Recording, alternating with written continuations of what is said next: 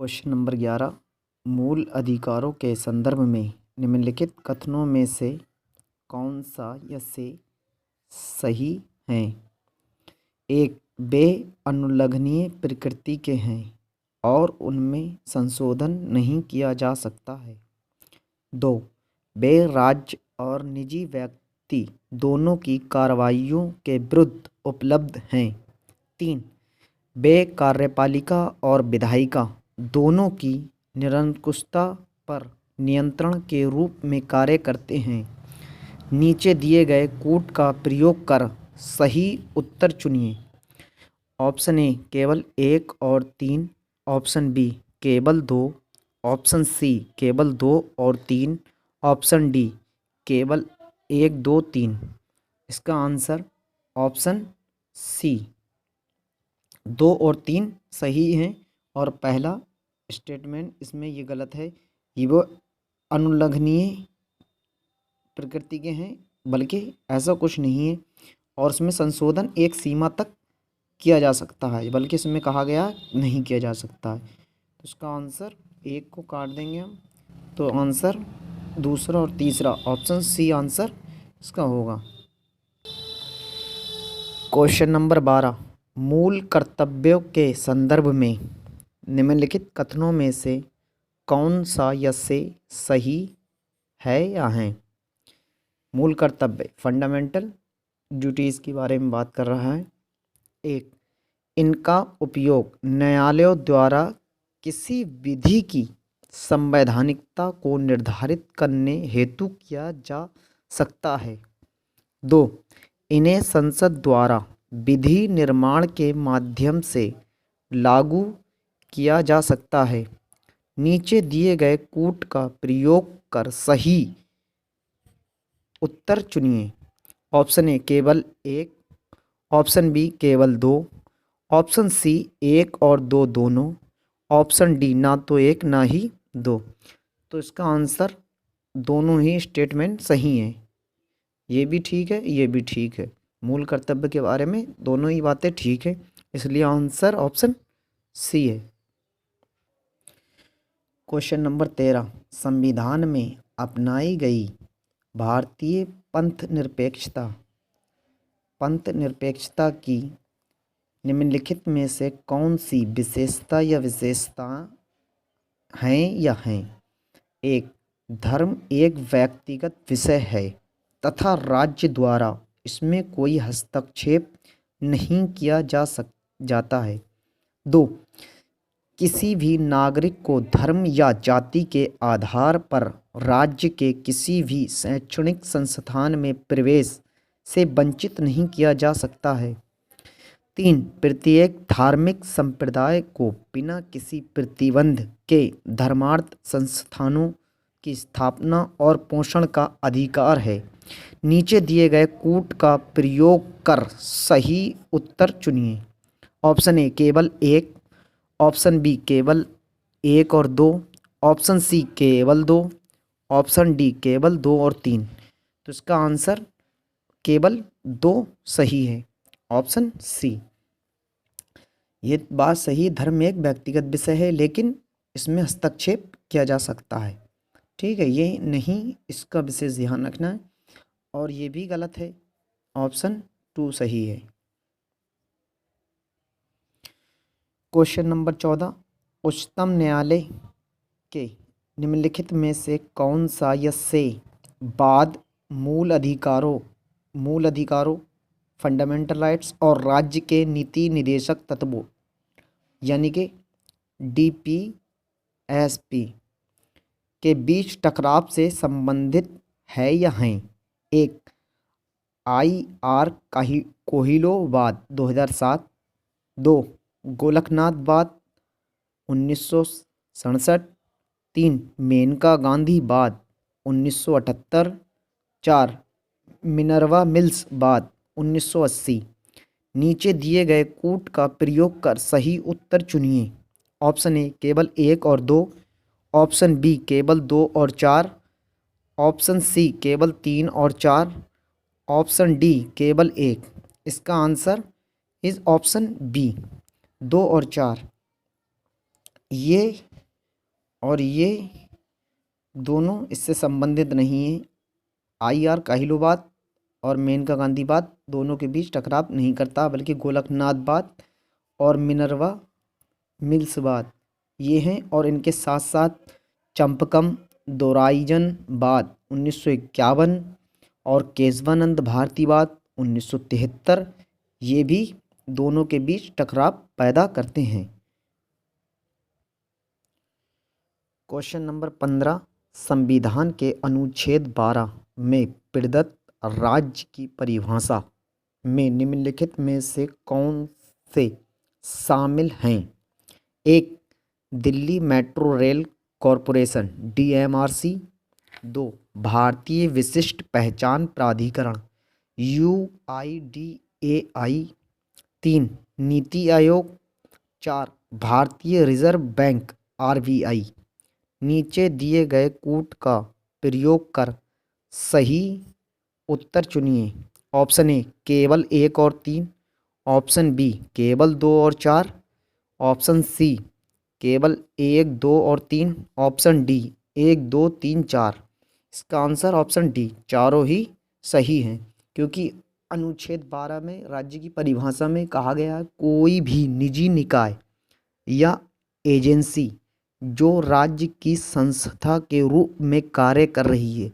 तो हमें जाहिर सी बात है ये चारों ही कंपनी राज्य की संस्था के रूप में कार्य कर रही हैं। देख लेना हमें, और ऑप्शन डी इसका आंसर सही है। हाय गाइस, अगर आपने अभी तक हमारा यूट्यूब चैनल सब्सक्राइब नहीं किया है तो अभी परवेज दिशा यूपीएससी सब्सक्राइब कर लीजिए और बेल आइकन दबाना ना भूलें। क्वेश्चन नंबर 16 है, हाल ही में सुर्खियों में रहा बेडल सागर निम्नलिखित क्षेत्रों में से किस में अवस्थित है? ये जनवरी 2022 की बात, करंट अफेयर से रिलेटेड क्वेश्चन है। ऑप्शन ए पूर्वी हिंद महासागर, ऑप्शन बी पश्चिमी प्रशांत सागर, option C Arctic, option D Antarctica. Option D Antarctica इसका आंसर ठीक है। इसलिए खबर में है ये इसकी एक खबर थी, एक विशाल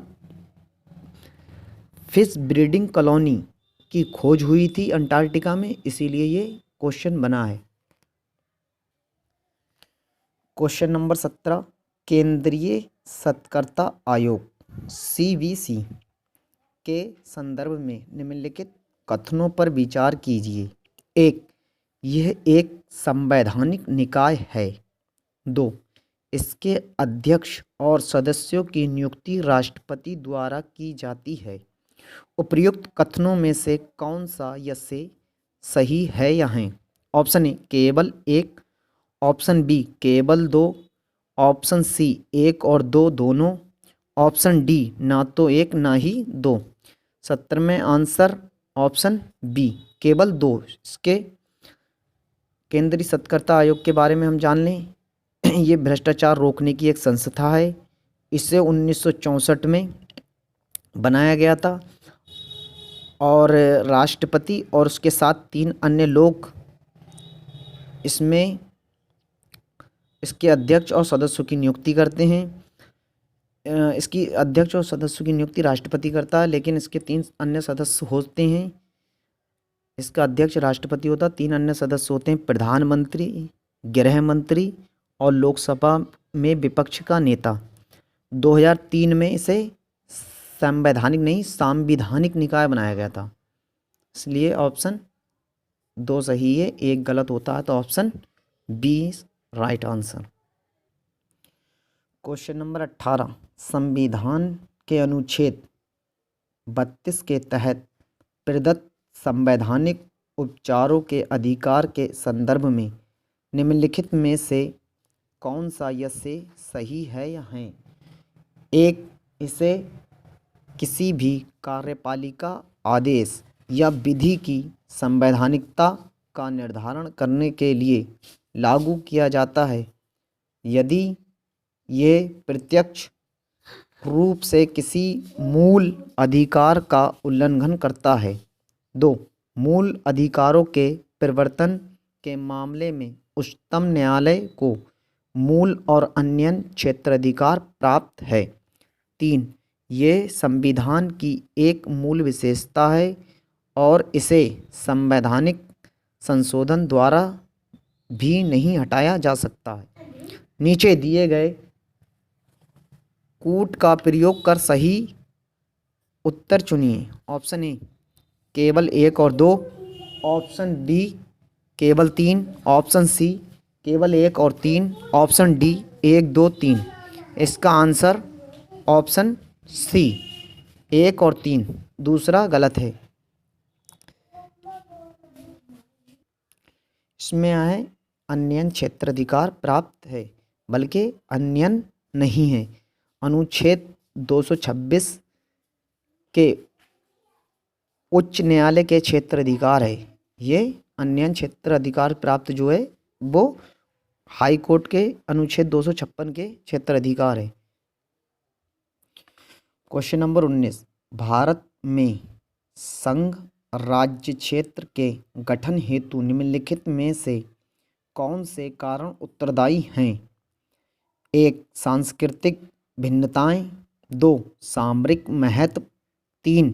जनजातीय लोगों का हित, 4. प्रशासनिक महत्व। नीचे दिए गए कूट का प्रयोग कर सही उत्तर चुनिए। ऑप्शन ए केवल 1 2 और 3, ऑप्शन बी केवल 1 और 4, ऑप्शन सी 2 3 और 4, ऑप्शन डी 1 2 3 4। इसका आंसर ऑप्शन डी 1 2 3 चारों ही सही हैं, तो अतः इसका आंसर डी होगा 1 2 3 4। क्वेश्चन नंबर 20, भारतीय संविधान के अनुच्छेद 19 के तहत प्रत्याभूत वाक एवं अभिव्यक्ति की स्वतंत्रता के दायरे में निम्नलिखित में से कौन सा यसे शामिल हैं या हैं? 19 वाक एवं अभिव्यक्ति की स्वतंत्रता 19(1) में आती है। नंबर 1 मौन रहने की स्वतंत्रता, 2 हड़ताल का अधिकार, 3 प्रसारण का अधिकार, 4 सरकारी गतिविधियों के बारे में जानने का अधिकार। नीचे दिए गए कूट का प्रयोग कर सही उत्तर चुनिए। ऑप्शन ए केवल 1 3 और 4, ऑप्शन बी केवल 4, ऑप्शन सी 2 और 3, ऑप्शन डी 1 2 3 4। इसका आंसर ऑप्शन ए 1 3 और 4, हड़ताल का अधिकार इसमें नहीं आता है, इसलिए ऑप्शन ए इसका आंसर होगा। हाय दोस्तों, अगर आपने अभी तक हमारा चैनल सब्सक्राइब नहीं किया है तो अभी परवेज दिशा यूपीएससी सब्सक्राइब कर लीजिए। धन्यवाद। जब तक के लिए बने रहिए, अगले पार्ट में मिलते हैं कल इसी टाइम।